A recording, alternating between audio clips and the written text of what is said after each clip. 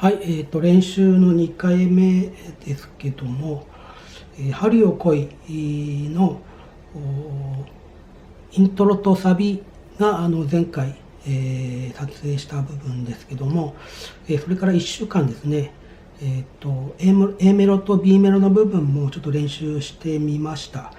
で、全然まだまだなんですけども、一通りちょっと全体をですねちょっと弾いてみようかなと思います。ではイントロから。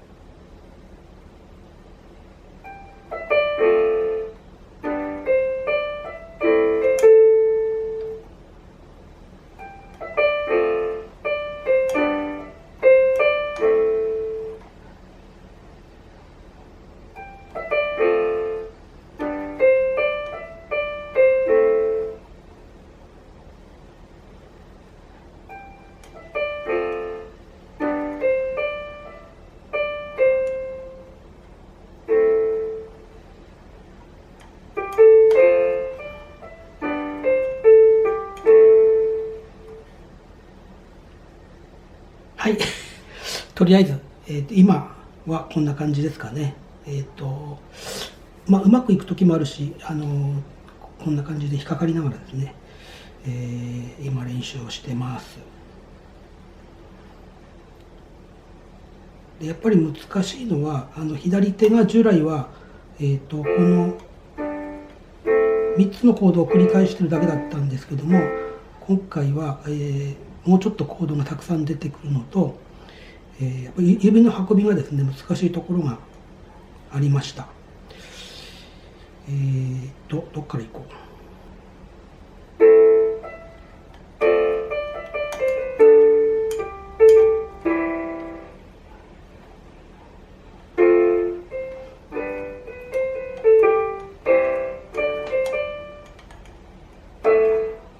ここのところですね。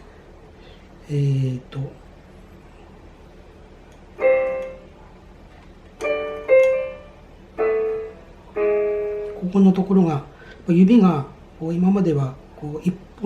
個ずつ離れて白板だけを弾いてるんで形変わらないんですけども、ここだけは